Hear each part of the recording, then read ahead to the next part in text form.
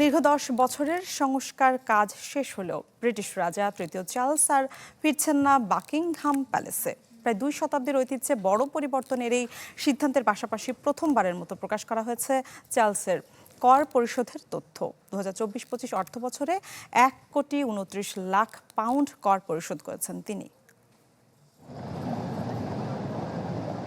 আগামী বছর শেষ হচ্ছে প্রায় 1 দশক ধরে চলা বাকিংহাম প্যালেসের সংস্কার কাজ।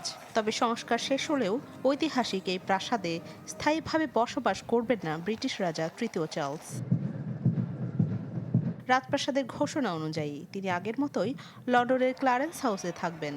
ফলে 1837 সালে রানী ভিক্টোরিয়ার সময় থেকে ব্রিটিশ রাজার প্রধান বাসভবন হিসেবে ব্যবহৃত বাকিংহাম প্যালেসের প্রায় 2 শতাব্দীর ঐতিহ্যে নতুন অধ্যায়ের সূচনা হচ্ছে।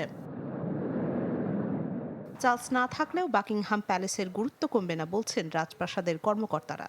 আগের মতোই এটি ব্যবহৃত হবে রাষ্ট্রীয় সফর, রাজকীয় অনুষ্ঠান, অভিষেক, সংবর্ধনা সহ বিভিন্ন আনুষ্ঠানিক কার্যক্রমের প্রধান কেন্দ্র হিসেবে।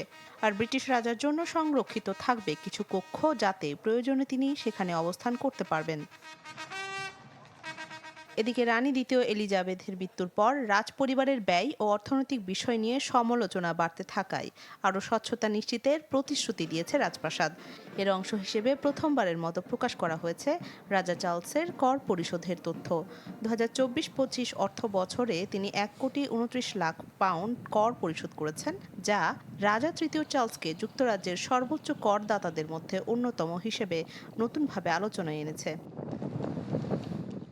প্রতি বছর প্রায় 7 লাখ দর্শনার্থী পরিদর্শন করতে আসেন ব্রিটিশ রাজপরিবারের এই ঐতিহ্যবাহী প্রাসাদ। ভবিষ্যতে সাধারণ মানুষের জন্য প্রাসাদে প্রবেশের সুযোগ আরও বাড়ানোর পরিকল্পনা রয়েছে রাজপরিবারের। রাখি জেসমিন, চ্যানেল 24।